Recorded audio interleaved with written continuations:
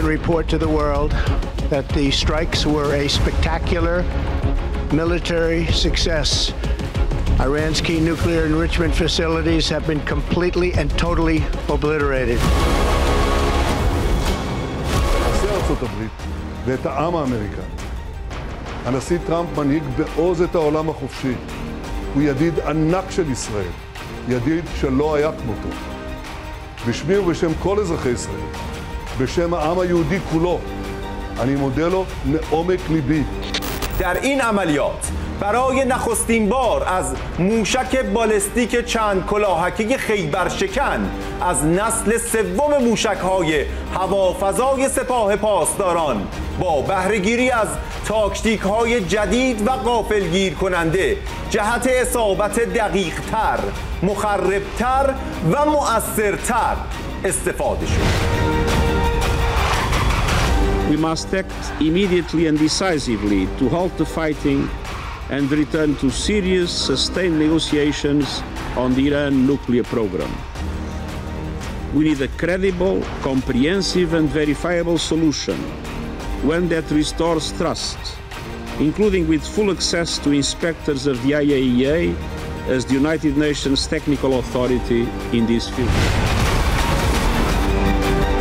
Ya tentunya pengaruh Rusia lebih besar ya di kawasan itu, khususnya dengan pemerintah Iran. Jadi saya kira peran dari pemerintah Rusia akan sangat besar.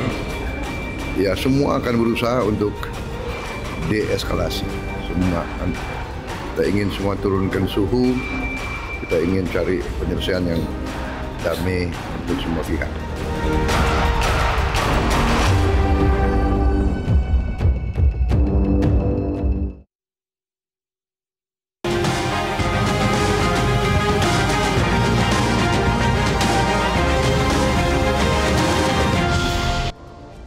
Halo, selamat malam pemirsa. Ketegangan di Timur Tengah kembali memuncak. 13 Juni 2025, Israel melancarkan serangan udara ke Iran, menyasar fasilitas nuklir dan menewaskan sejumlah tokoh militer.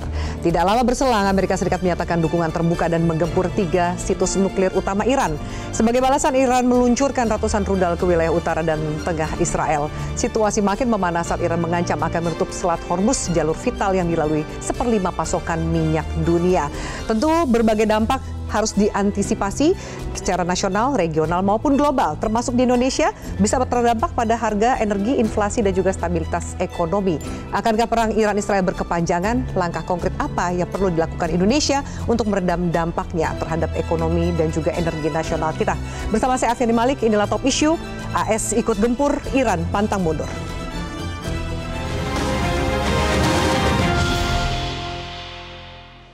Dan pemirsa sudah hadir di studio Metro TV, Duta Besar Republik Indonesia untuk Iran periode 2012-2016, sekaligus analis geopolitik dan hubungan internasional, Bapak Dian Wiranjurit. Pak Dian, selamat malam. Selamat malam, terima Mbak kasih Afi. Pak Dian sudah hadir. Terima kasih. Dan kemudian juga kami hadirkan pakar hubungan internasional dan kebijakan publik dari Sinergi Policies, Mbak Dina Prapto Raharja. Mbak Dina, selamat malam. Selamat malam. Terima kasih sudah hadir. Dan melalui sambungan Zoom juga telah bergabung anggota Komisi 1 DPR RI, Pak Sukamta. Pak Sukamta, selamat malam. Selamat malam, Assalamualaikum warahmatullahi wabarakatuh. Waalaikumsalam. Terima kasih para narasumber sudah bergabung. Kita langsung saja membahas. Saya tentu ke Pak Dian terlebih dahulu. Pak Dian, dari pengalaman Bapak bertugas sebagai Duta Besar RI untuk Iran di tahun 2012 dan 2016, ada klaim dari Amerika yang mengatakan ini fasilitas nuklir yang membahayakan, mengancam. Sepengetahuan Bapak, apakah betul memang ada fasilitas nuklir yang mengancam yang diklaim seperti oleh Amerika Serikat? Yang fasilitas nuklir yang diklaim oleh Amerika dan sekutunya ada sejumlah, bukan hanya 1-2 tapi sekitar 7 yang selalu masuk dalam radar mereka. Dan itulah ketujuh fasilitas itulah yang dituntut untuk dibuka. Bisa dikunjungi oleh tenaga ahli yang disebutkan, tenaga ahli inspektur IAEA. Dari IAEA? Dari IAEA. Tapi sejarah menunjukkan Direktur Jenderal IAEA yang sebelumnya, yang berasal dari Jepang, Yukiya Amano, itu ternyata tidak melakukan perannya sebagaimana yang ditentukan oleh statuta IAEA, karena dia memihak berat sebelah. Dan sudah terbukti bocornya dokumen oleh WikiLeaks yang menyatakan adanya komunikasi antara Duta Besar Amerika di Wina dan Dirjen IAEA Amano yang menyatakan bahwa Amano siap apa saja untuk Amerika. Nah, itu dibuktikan kemudian dalam kaitan inspeksi di lapangan. Inspektur dari IAEA itu sebagian besar dari Barat. Sebagian besar juga yang punya misi lain selain benar-benar melaksanakan tugasnya sebagai perwakilan IAEA untuk inspeksi. Sebagai inspektur. Karena apa yang dilaporkan tidak sesuai dengan apa yang kenyataannya. Kenyataannya dari sejak 2002 sampai 2025 ini pernahkah ada yang melihat bom nuklirnya Iran? Tidak ada. Hanya katanya, hanya dugaan yang semua tidak bisa dibuktikan karena yang paling nyata memang Iran punya pengayaan uranium, Iran punya roket, kemampuan bikin roket, Iran punya warheadnya sudah siap, tapi belum pernah uji coba. Bagaimana sebuah bom atom bisa diluncurkan tanpa diuji coba dulu? Semua negara nuklir, 5 negara P5, 4 negara di luar Traktat NPT, semua memiliki senjata nuklir yang sudah diuji cobakan. Nah, buat saya pribadi, selama tugas di sana pun masalah ini tidak pernah bisa dibuktikan. Apa yang dikatakan sebagai data, foto, image dari satelit yang katanya dikeluarkan oleh kelompok oposisi Iran di Amerika, mengundang pertanyaan dari sejak awal. Apakah mungkin sebuah NGO memiliki fasilitas nuklir, satelit dan sebagainya, sampai bisa menyediakan data yang detail, yang juga seperti kasus di Irak yang katanya punya senjata pemusnah massal, seorang menteri luar negeri sampai membuat paparan dengan foto lengkap, dilengkapi informasi jenderal Amerika, tidak terbukti. Nah, saya nggak tahu kalau sekarang dikatakan oleh PBB bahwa IAEA telah melaksanakan tugasnya, tugas yang mana? Karena kemudian dari 7 situs yang katakan dikehendaki untuk itu merembet. Seperti begini, kalau tempat A dicurigai, B dicurigai, tidak ada apa-apa, dia mencoba mengaitkannya dengan instalasi militer. Instalasi militer tidak ada di perjanjian mereka untuk diinspeksi. Seperti kita punya di Jogja, kita punya di Serpong, tapi yang mau diinspeksi instalasi militernya tentara katakan di Bandung. Kita pasti keberatan. Itu yang kerap kali menjadi hambatan untuk melakukan inspeksi yang objektif, dan Iran juga mau terbuka. Dengan klaim Amerika yang mengatakan menyerang 3 fasilitas nuklir, lalu propaganda yang disampaikan Israel dan Amerika bahwa ini mengancam, menjadi ancaman besar untuk regional maupun dunia, bagaimana tanggapan Anda? Bahwa instalasi nuklir itu memang ada, memang terbukti. Karena program nuklir bukan hal yang tabu. Semua negara boleh. Masalahnya, belajar dari pengalaman Irak misalnya, Irak itu punya reaktor nuklir yang dicurigai membuat senjata. Diketahui pihak Amerika dan Israel diserbu, ditembak, reaktornya luluh lantak, hancur. Selesai juga program nuklir Irak. Iran belajar dari situ, memiliki program nuklir yang tersebar. Tersebarnya yang diduga penting ada 7, tapi di tempat lain masih ada lagi. Bahkan diduga ada yang di bawah tanah. Semua dugaan. Kalau 3 ini sekarang dibom, memang akan sangat berpengaruh terhadap program nuklirnya, tapi tidak menghentikan. Oke, itu tidak bisa menghentikan program itu dan kemungkinan akan jalan terus? Akan jalan terus dengan kejadian terakhir ini. Oke, apa yang bisa kita baca dengan kejadian terakhir ini? Bahwa satu, mengebom fasilitas nuklir juga tidak menghentikan Iran, bahkan mungkin semakin kencang, mengatakan Amerika memiliki konsekuensi yang besar atas serangan yang dilakukan pada hari Minggu. Mbak Dina, situasinya akan semakin memanas atau akan kita lihat ada titik terang perdamaian dalam waktu dekat? Saya melihat situasi panasnya mungkin masih akan cukup lama, masih akan berlanjut. Lamanya berapa lama tergantung dari Amerika Serikat dan Israel. Karena inilah 2 pihak yang selama ini mengambil keuntungan lah dari situasi yang nggak pasti yang diciptakan oleh serangan ini. Jadi kalau saya sih curiganya memang pasti ada agenda lain. Sebenarnya bukan untuk mengejar instalasi nuklir itu, karena seperti dikatakan nuklir itu apalagi kalau untuk pembangkit listrik itu kan hak. Dan banyak negara juga yang memiliki fasilitas itu. Seluruh Eropa kan pakainya menggunakan nuklir. Nuklir. Amerika juga punya banyak gitu kan. Dan Amerika memberlakukan kembali pembangunan pembangkitan tenaga nuklir. Jadi kalau dibilang nuklirnya sebenarnya arahnya bukan itu. Arahnya kemana Mbak Dina? Dengan dia berusaha membunuh misalnya para jenderal, petinggi militer, itu kan berarti dia berusaha untuk mengurangi kekuatan dari militer Iran. Kemudian waktu itu dia menunjukkan bahwa drone-nya itu diserang langsung di dalam Iran. Dia mau menunjukkan bahwa ini intelijennya Israel sudah berhasil menyusup masuk pihak mereka lah ya. Ya, bahwa Iran tuh nggak sekuat yang kau bayangkan gitulah ya. Dan satu yang lain yang terus dibunyikan itu adalah menurunkan rezim di Iran ya. Jadi menciptakan suasana yang tidak kondusif, kacau, bahkan disinformasi itu juga terjadi supaya di Timur Tengah itu tidak ada kestabilan, ada rasa distrust yang tinggi dan lagi-lagi disrupsi ekonomi akan menjadi makin meluas ya. Bukan hanya efeknya di kawasan tapi di seluruh dunia. Kita tahu pada saat yang sama ini belum ada kelanjutan kan dari tarif yang digelontorkan oleh Trump. Belum ada negosiasi yang muncul sama sekali. Terus di saat yang sama 17 sampai 20 Juni harusnya kan terschedule pertemuan yang diinisiasi oleh Arab Saudi dan Prancis. Kita tahu Prancis kemarin datang ke Indonesia cerita mau bikin pertemuan untuk mengakui kedaulatan Palestina. Nah, itu yang juga mungkinan agenda yang berikutnya lagi kan supaya itu nggak terjadi. Agenda itu sepertinya nggak bisa diharapkan berlanjut. Nggak bisa berlanjut kan karena diikat dengan situasi yang seperti ini nggak terjadi juga. Ada kemudian Iran, di belakang Iran ada Rusia, ada kemudian China. Mereka banyak pihak yang mengkaitkan ini dengan BRICS. Apakah ternyata perang ini juga mencoba untuk melumpuhkan dominasi yang coba dilakukan oleh BRICS sendiri, dedolarisasi dan lain-lain? Ini ternyata urusannya bukan perang, tapi urusannya lebih ke dagang gitu, Mbak Dina. BRICS itu masih bayi lah. Kalau kita lihat pola kerjasamanya di dalam BRICS, intinya itu kan berusaha untuk menciptakan independensi dari sistem multilateral di bidang ekonomi yang selama ini eksklusif sebenarnya dan menciptakan sanksi yang berkepanjangan buat negara-negara tertentu yang dianggap sebagai ancaman buat kubu Barat, Amerika maupun sekutu-sekutunya. Kita bisa membayangkan kalau buat Indonesia yang selama ini masih dianggap cukup friendly lah ya, itu memang nggak terlalu terasa. Tapi kalau buat negara seperti Rusia, Cina, kemudian Iran itu kan mereka udah merasakan betapa nggak enaknya diisolasi secara ekonomi kan.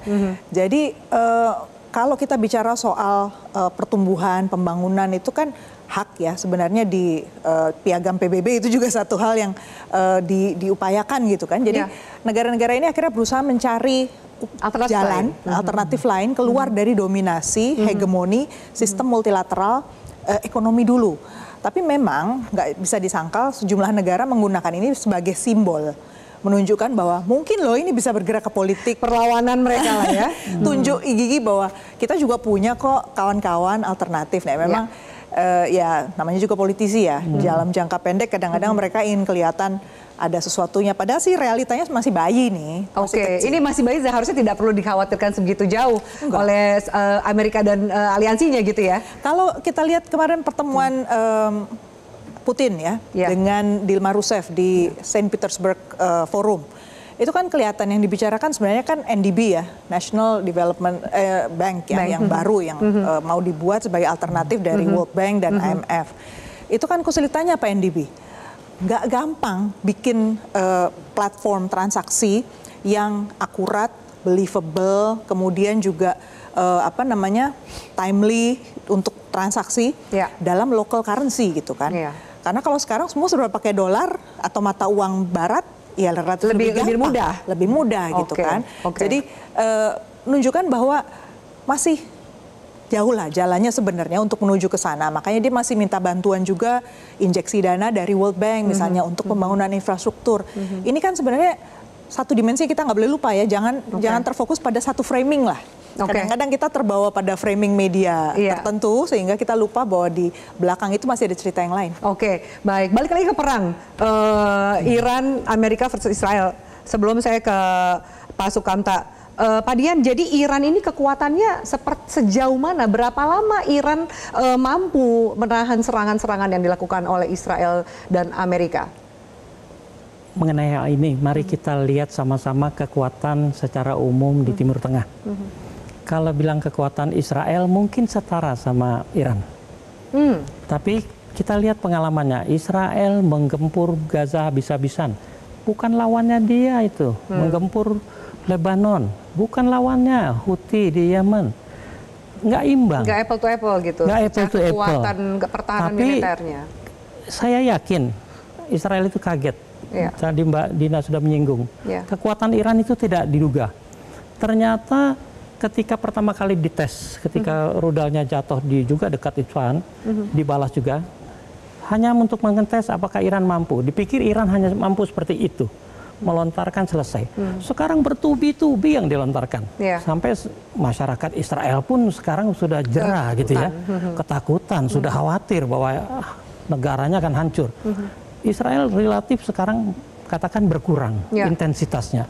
Karena ternyata mereka berimbang dan ternyata Israel tidak mampu dengan gebrakannya itu, dengan gempurannya itu, meruntuhkan Iran dalam sekali pukul katakan, atau dalam waktu singkat. Dipanggillah induknya. Amerika. Yang disampaikan bahkan terima kasihnya Netanyahu kepada Trump. Iya, dan kalau kita lihat Amerika, cawe-cawe Amerika di negara-negara di dunia ini pun semua sebagian besar tanpa alasan. Sekarang tanpa alasan nih. Ketika Israel sudah kelabakan menghadapi Iran, tiba-tiba diserang Irannya. Alasannya selalu klasik. Kalau Amerika itu selalu dimanapun klasik, keamanan, humanitarian, demokrasi, sama menyelamatkan warganya dia dari negara itu. Loh, apa yang terjadi sekarang? Nggak ada alasan. Alasan yang sifatnya belum terbukti dipakai. Kalau mau jujur, Israel menyerang Iran, dibalas, berhenti. Sekarang Amerika. Tapi kenapa tidak dilakukan di Ukraina sama Rusia? Jelas bertetangga, jelas Rusia invasi, kenapa Rusia tidak dihadapi oleh Amerika? Buat saya ini bentuk maaf ke pengecutan. Beraninya lawan anak kecil kalau anak bilang sekarang, anak-anak muda sekarang. Ya terang aja lawan Hamas, lawan Houthi, lawan Hezbollah. Sekarang di Ukraina. Hadapin dong gitu ya. Hadapin dong. Di Taiwan, latihan perang Cina pakai senjata tajam di depan pekarangannya Taiwan, juga dibiarkan tuh. Nggak ada latihan perang itu didatangi sama kapal induk, sama-sama di berhadapan begitu. Artinya apa sih kok beraninya sama negara-negara yang memang kecil? Coba riwayatnya. Iran, Irak, Syria, semua, Grenada, Panama, semua negara kecil yang memang tidak secara kapasitas tidak ada bandingannya dengan Amerika. Tapi mungkin karena kaya dengan sumber daya alamnya. Siapa? Negara-negara yang dihajar oleh Amerika. Panama apa? Hanya teluk, hanya selat. Grenada punya apa? Negara-negara lain punya apa? Termasuk kayak di Asia sebelumnya. Kamboja, Laos diserang tanpa alasan. Padahal kongresnya sendiri tidak menyetujui, apalagi PBB. Presidennya jalan terus tuh. Rupanya perang itu bagian dari hobi, tapi juga bagian atau tujuan dagang tadi. Persis, bagian dari hobi, tapi juga ternyata ada kesan sangat kuat dan memang tidak dapat dipungkiri bisnis. Karena bisnis pembuatan senjata Amerika itulah yang menghidupi industri dan masyarakat Amerika Serikat, ditambah sama minyaknya. Ada yang namanya military industrial complex. Itulah kehidupan Amerika di sana. Orang militer pasti tahu, senjata itu rata-rata umurnya satu generasi, 25 tahun. Setelah itu kalau tidak dipakai ya pelan-pelan akan fading away. Harus ada yang baru. Nah, kalau yang lama tidak dipakai, pemborosan. Kalau yang lama dibuat dan dipakai, itulah keuntungan yang akan dinikmati Amerika. Tapi mengerikan sekali kalau kemudian tujuannya adalah dagang dan cari cuan gitu. Sementara resikonya ini membuat khawatir secara internasional. Kita harus jeda. Nanti saya minta tanggapan dari Pak Sukamto, Komisi 1 sempat mendorong Indonesia bisa menginisiasi perdamaian. Seperti apa peran Indonesia dalam perang di Timur Tengah ini? Kami lanjutkan sesaat lagi. Tetaplah bersama kami di Top Issue.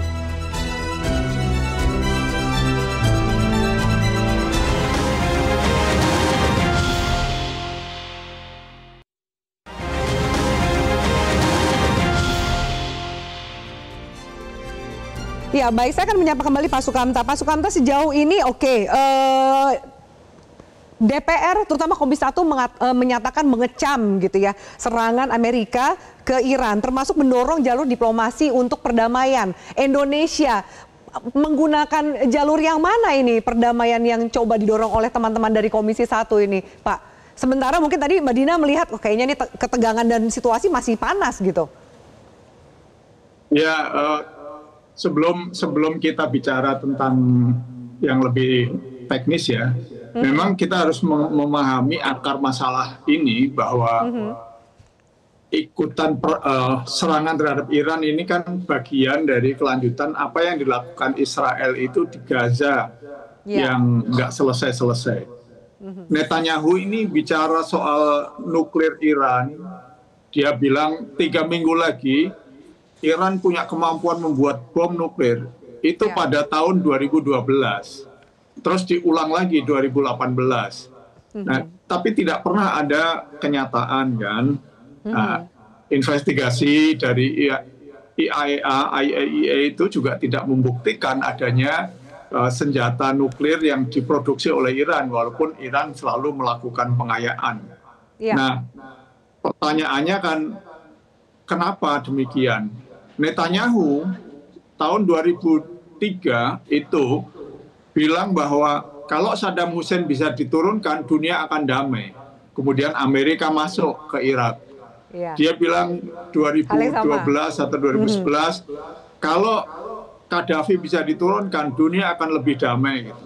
Nah, ini Amerika masuk Libya. Nah, dia ngomong tentang Iran sudah 2 kali, 3 kali. Amerika tidak turun tangan karena Amerika belajar dari Irak, belajar dari Libya. Masuknya ke sana itu membuat Amerika punya kerugian yang sangat besar dan membuat kerusakan di 2 negara itu yang sampai sekarang belum pulih. Nah, terus kenapa kok tiba-tiba Netanyahu nyerang sendiri? Nah, ini kan sebuah pertanyaan besar sebetulnya. Nah, ini tidak terlepas dari momen di mana ada 2 momen. Momen pertama adalah Netanyahu kehilangan muka di Gaza. Gaza itu sampai hari ini nggak selesai. Walaupun Israel berhasil membunuh sivilian yang sangat banyak, tiap hari ratusan dibunuhi karena antri makanan maupun blokade, tetapi di lapangan pasukan Israel itu hampir tiap hari puluhan yang mati karena gerilyawan Palestina. Nah, ini kerugian yang sangat besar yang membuat dia terdesak di dalam negeri. Belum lagi dia diadili karena tuduhan korupsi. Para oposan meminta dia mundur. Dan seterusnya. Sementara mitra-mitra sekutu Israel dari Eropa, Prancis, Inggris, bahkan Jerman mulai mengecam Netanyahu, bahkan akan membuat konferensi di Majelis Umum PBB yang mereka katakan akan mengakui Palestina merdeka. Nah, itu membuat Netanyahu sangat terdesak. Dan sisi yang lain, yang kedua adalah Amerika melakukan perundingan langsung dengan Iran soal nuklir. Nah, kalau ini ternyata Amerika dan Iran punya kompromi, itu Netanyahu tidak pasti akan kehilangan dukungan dan kehilangan muka.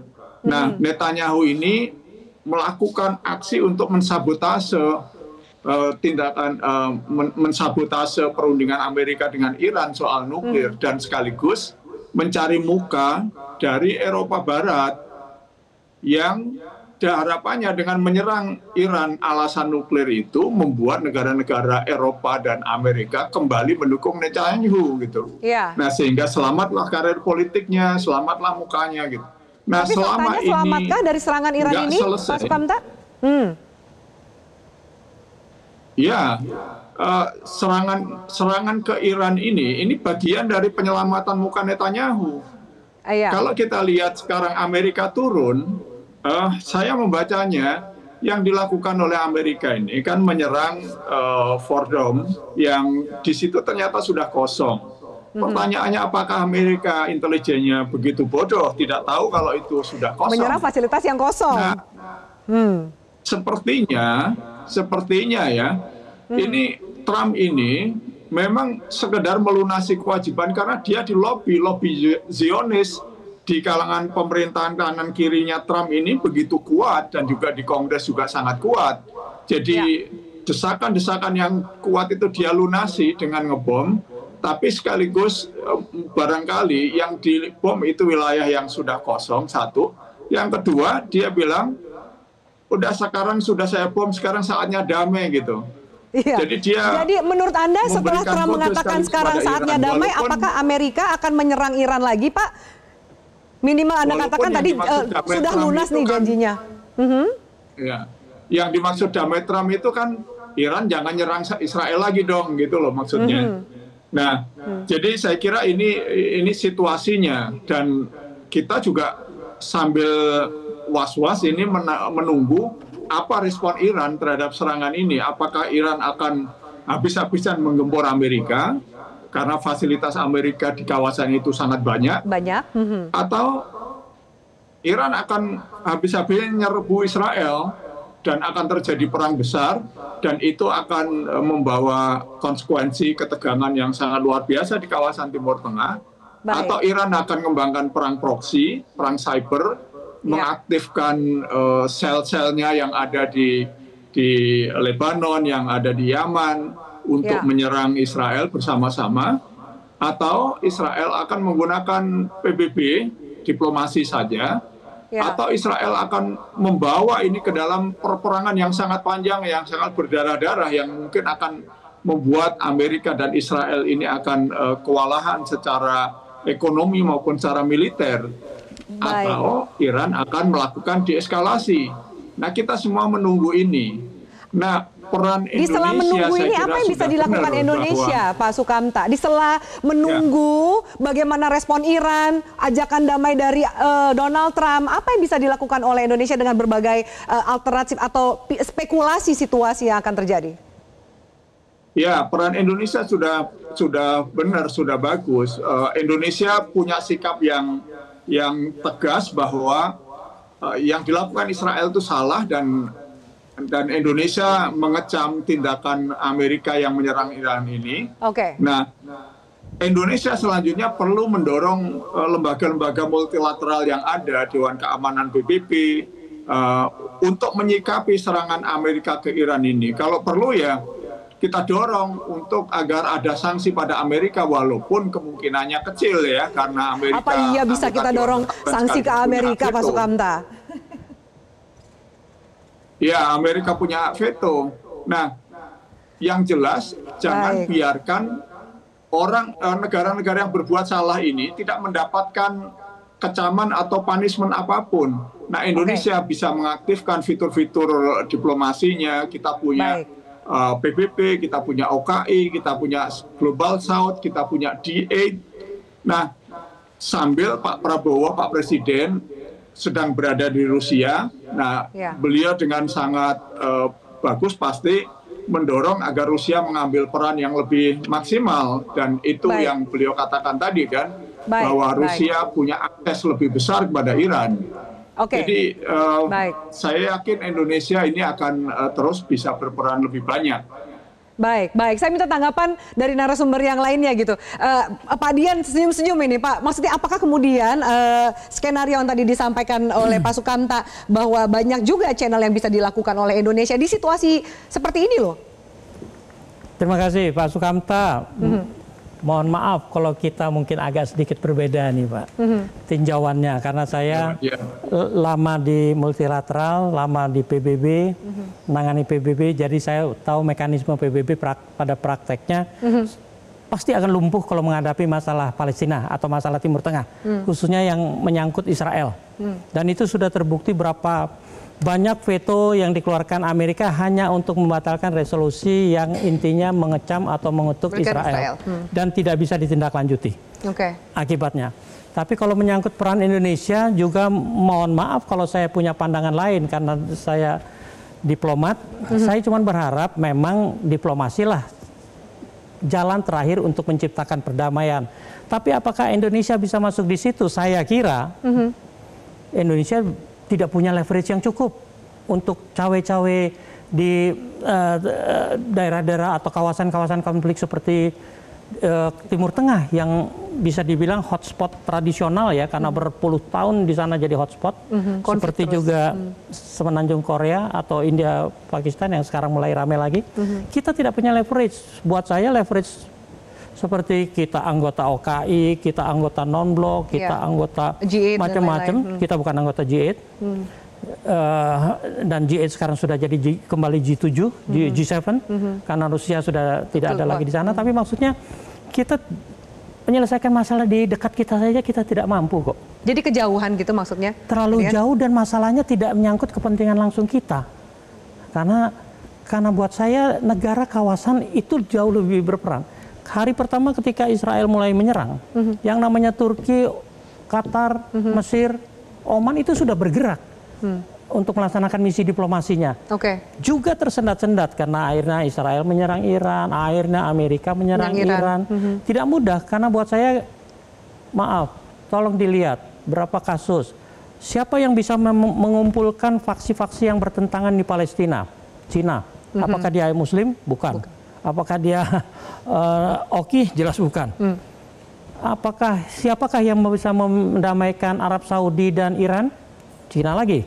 Padahal dua-duanya katanya negara Islam, dua-duanya sahabat Indonesia. Kita di Oki, kita di sama-sama negara Muslim, kita tidak mampu.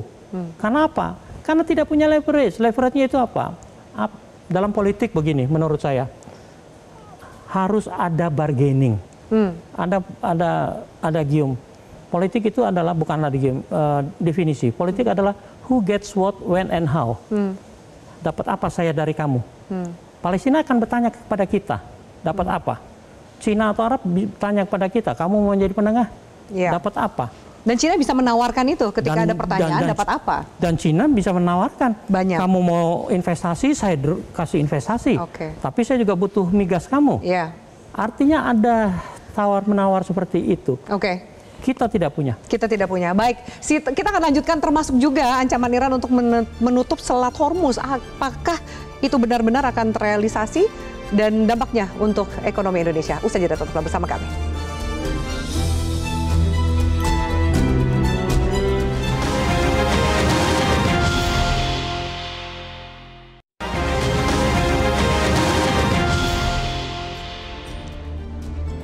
Ya baik, pemirsa, kita lanjutkan. Mbak Dina, menurut Anda kalau Pak Sukamta tadi yakin bahwa Indonesia bisa memiliki peran lewat channel-channel yang tergabung Indonesia di dalam itu gitu. Tapi tadi Pak Dian udah mengatakan, oh mohon maaf, ini pandangan yang berbeda karena nggak ada leverage yang bisa ditawarkan oleh Indonesia. Tanggapan Mbak Dina sendiri seperti apa? Bahwa bisakah ada peran yang diambil oleh Indonesia di situasi yang mungkin titik terang perdamaiannya masih jauh gitu? Jadi saya ambil dari angle, tadi kan Bapak di sisi tawar-menawarnya ya, negosiasinya ya. Kita coba lihat dari sisi teknisnya lah. Kalau kita bicara Timur Tengah, ini teater besar. Jadi saya bilang teater karena itu ada pemain yang masing-masing punya peran yang sebenarnya perannya nggak pernah satu dimensi, itu pasti beberapa dimensi. Jadi ada negara, tapi juga ada pemain-pemain swasta yang ibaratnya kalau mereka bisnisnya itu bukan cuma senjata, tapi juga sumber daya alam yang notabene harganya sangat mahal dan sangat dicari gitu loh. Jadi jangan kita membayangkan teater seperti itu sama seperti teater biasa gitu ya. Ini di peta dunia aja Timur Tengah itu benar-benar di pusat, di tengah-tengah gitu ya. Dan kita tahu Selat Hormuz misalnya itu bukan main-main. Kenapa sampai itu jadi satu titik yang krusial gitu ya? Krusial dibicarakan banyak orang gitu ya. Jadi nggak mungkin apa yang ada di media massa itu akan menjadi perhatian utama dari para politisi yang benar-benar tahu lah mafhum situasinya di sana. Jadi Indonesia boleh bilang apapun, saya kira perlu apa ya, tahulah ya politik luar negeri itu penting untuk tampil gitu, kita punya peranan, tapi kita nggak bisa romantisme dan kita juga harus tahu mekanisme negara-negara Timur Tengah itu dalam berhubungan satu sama lain seperti apa. Kita tahu misalnya udah gaul di OIC, udah gaul di GCC misalnya, Gulf Cooperation Country, negara-negara Teluk, kemarin udah kita ajak ke ASEAN. Udah tahu dong harusnya kesulitan kita kalau mau ngomong sampai konkret itu apa dengan negara-negara Teluk. Jadi kita nggak bisa cuma narasi, nggak bisa cuma apa namanya retorik. Jadi kita harus benar-benar jalan belakangnya itu harus kita kuasai. Intelijen kita jalan, which is kalau di Kemlu Direktorat Timur Tengah bukan yang menjadi utama sebenarnya. Kalau saya lihat ini kan aneh ya, kalau Timur Tengah memang kita signifikan, Palestina menjadi yang paling kuat. Mohon maaf ya, di kementerian kita bahkan nggak ada yang secara spesifik rutin memantau situasi di Palestina. Kemudian dalam situasi sekarang apakah kita punya divisi yang benar-benar memantau situasi yang makin panas di teater Timur Tengah? Enggak juga. Jadi di level teknis menurut saya itu dulu deh, dikonkretin dulu, baru kita bicara yang lain-lain. Saya kasih contoh nyata, boleh nggak sedikit aja? Di Kemlu itu memang rancu ya. Masalah Iran itu ditangani oleh Direktorat Timur Tengah atau mana? Di sebagian besar negara yang namanya Timur Tengah itu mulai dari Maroko sana sampai ke Iran. Kalau Afghanistan, Pakistan itu masuk Asia Tengah. Tapi di kita, Iran itu masuk Asia Tengah. Jadi itu saja sudah kita mau menangani masalah apa? Iran, oh Asia Tengah. Loh, kok Asia Tengah? Padahal di sini terkaitnya sama Timur Tengah gitu loh. Ya, yang menguasai Asia Tengah nggak nyambung gitu loh sama masalah yang dihadapi Iran dalam konteks kawasan regional Timur Tengah gitu loh. Kalau kemudian Selat Hormuz yang tadi kita bilang bahwa itu krusial gitu dan Iran mengatakan akan menutup itu gitu. Apakah itu bluffingnya Iran atau benar-benar bisa dilakukan oleh Iran? Mengingat bahwa mungkin sekitar 1/5 jalur distribusi minyak ada melewati Selat Hormuz itu. Kalau kita bilang masing-masing akan menggunakan weaponnya dia ya, weapon itu kartunya gitu, kartu trufnya masing-masing. Bukan mustahil, karena lagi-lagi kuncinya itu ada di tangannya si Israel sama Amerika. Kalau dia makin belligerent, makin aneh-aneh gitu ya, makin ngawur gitu dalam menuduh dan lain-lain, bukan mustahil Iran akan, karena dia udah benar-benar tersudut.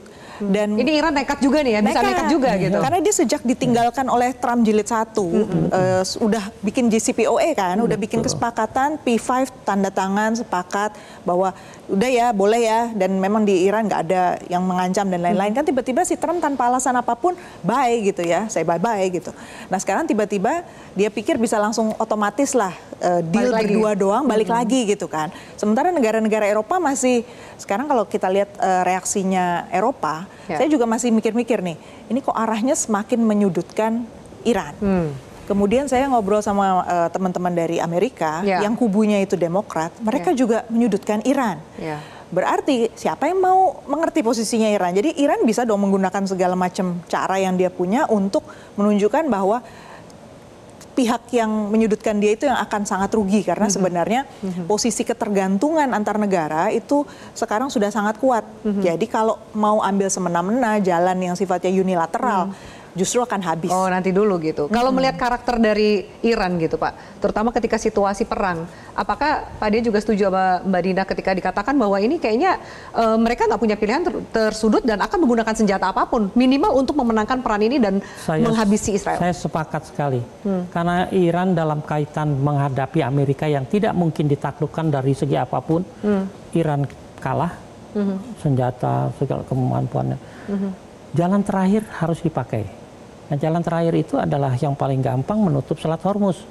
Yang tadi ada yang bilang 20%, ada yang bilang 25%. Itu lebarnya paling dekat itu cuma 30 km kok. Itu senjata biasa pun bisa mengancam itu. Apalagi ya perang skala yang seperti ini. Skala seperti ini. Perang tahun 73 Yom Kippur di Israel yang jauh dari mana-mana bisa mempengaruhi harga minyak sampai dari $3 sampai $12. Nah sekarang yang perangnya di tempat itu gitu loh, di tempat minyaknya. Apa tidak riskan kalau? Dan Iran selama ini sudah tidak boleh mengekspor disanksi, walaupun secara di pasar gelap mereka mampu menjualnya. Tapi artinya itulah senjata dia. Suka atau tidak suka sebagian besar negara dunia, walaupun sekarang udah teknologi katanya energi terbarukan, migas tetap akan menjadi bahan utama berapa puluh tahun ke depan. Dan kartu itu dipegang Iran sangat baik hari ini. Dan itu juga yang kalau kaitin lagi tadi dengan posisi Indonesia ya, harus dipikirin sebenarnya Indonesia tuh punya jalan keluar apa ketika itu benar-benar ditutup. Walaupun cuma berapa hari ya Pak ya, seandainya pun nggak usah jangka panjang lah, berapa hari ditutup, itu udah efeknya pasti luar biasa, harga minyak akan melonjak jauh dari asumsi APBN kita. itu dululah apa yang mau dikerjakan oleh DPR dan oleh Presiden. Nah betul, itu pertanyaan yang nyambung ke Pak Sukamta. Apa yang kemudian bisa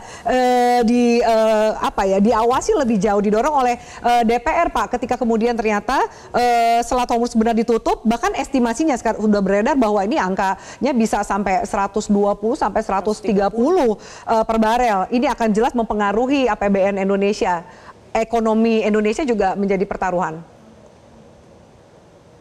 Ya, yang saya sampaikan itu harapan masyarakat Indonesia pada pemerintah sebetulnya. Kita berharap pemerintah ini doing something right, something correct. Nah, dalam konteks diplomasi memang keterbatasan diplomasi kita di masa lalu udah diuraikan tadi. Kita berharap memang ada pembenahan dan sekaligus ini tantangan yang sangat luar biasa dan nyata gitu loh di bidang diplomasi. Peluang ditutupnya Selat Hormuz ini juga perlu diantisipasi. Jadi kita kalau yang sekarang bisa dilakukan secara konkret karena konfliknya memang jauh dari kita, ya pertama pasti penyelamatan WNI, ya WNI yang ada di Iran, WNI yang masih di wilayah Palestina yang diduduki Israel atau di kawasan yang terdampak yang sangat dekat dengan wilayah konflik seperti Kuwait, UAE, Qatar dan seterusnya, mungkin harus ada persiapan untuk evakuasi. Yang berikutnya tentu kalau in case Selat Hormuz betul-betul ditutup, tentu Indonesia akan sangat terpengaruh karena kita punya impor minyak maupun gas dari Qatar dan Saudi. Itu kebanyakan lewat jalur Selat Hormuz ini. Nah, kalau ini ditutup pasti ya kita terdampak sangat kuat. Besar. Dan belum lagi soal kenaikan harga minyak yang boleh jadi bisa melampaui $100. Nah, tentu ini perlu diantisipasi oleh pemerintah kita. Dan harapan kita di anggaran 2025 ini kan masih panjang nih, Pak, masih bulan Juli, masih separuh tahun. Nah, masih panjang, mudah-mudahan kalau ini terjadi pasti akan terjadi kenaikan defisit, terjadi kenaikan inflasi dan peluangnya ada penurunan pertumbuhan ekonomi. Nah, tentu ini menuntut satu langkah-langkah cerdas dari pemerintah untuk melakukan antisipasi jauh-jauh hari. Tidak perlu nunggu Selat Hormuz betul-betul ditutup, ya, karena kalau ditutup baru mau antisipasi pasti kita akan terlambat. Oke, baik. Apakah ada jalur alternatif di luar Selat Hormuz untuk minimal menjaga ketahanan energi kita? Usai jeda, tetaplah bersama kami.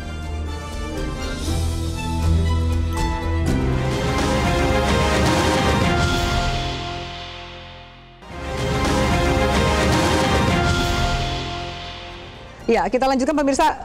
Pak Dian, ketika kemudian tadi Pak Sukamta mengatakan harus ada antisipasi yang dilakukan, jangan sampai Selat Hormuz tutup baru lakukan sesuatu. Apakah Anda lihat ada antisipasi yang dilakukan pemerintah sejauh ini? Peluang antisipasi kita tetap terbuka. Artinya sumber-sumber minyak masih ada di beberapa tempat, terutama misalnya Rusia melalui Vladivostok atau dari negara di sebelah Iran, karena banyak sudah mengalihkan ke Afghanistan, pelabuhan-pelabuhannya sudah mulai dibangun menjadi tempat-tempat untuk penyalur minyak keluar dari Iran. Itu bisa diantisipasi. Mudah-mudahan prioritas seperti itu menjadi perhatian penuh dari pemerintah. Bukan hanya menghadapi masalah dalam negeri yang berlarut-larut, tapi tidak menyentuh esensi dari krisis di Timur Tengah. Yang terjadi, Mbak Dina. Efisiensi anggaran ini udah bikin ekonomi kita melambat di hampir semua provinsi ya. Bahkan deflasi itu udah terjadi di 2/3 provinsi di Indonesia. Deflasi itu udah menyebabkan harga udah murah pun orang tetap nggak mau spending kan. Artinya kita harus memikirkan sektor real di Indonesia. Bayangkan kalau sampai harga minyak itu berkali-kali lipat, ini bisa berhenti kan produksi. Siapa yang mau beli, siapa yang mau ini. Jadi tolonglah pemerintah harus segera ambil langkah supaya kita tetap bisa produksi. Menjaga stabilitas ekonomi dari menjaga bagaimana produksi dan juga daya beli bisa dijaga. Terakhir Pak Sukamta, silakan. Ya, kami berharap pemerintah prioritaskan penyelamatan WNI. Bagaimanapun juga itu tugas konstitusional dan harapan kita tidak ada WNI yang menjadi korban. Yang kedua, ini pemerintah mudah-mudahan segera ada contingency plan untuk penyelamatan APBN kita. Oke, baik. Terima kasih banyak para narasumber, Pak Sukamta, Mbak Dina, Pak Dian. Kita harapkan memang ada antisipasi yang langsung bisa diinformasikan kepada publik. Karena langkah cepat, kebijakan tepat, dan diplomasi yang berpihak pada kepentingan nasional itu yang perlu kita dengar. Terima kasih banyak, selamat malam. Dan pemirsa, terima kasih banyak atas atensi Anda. Kita jumpa pekan depan. Selamat malam, sampai jumpa.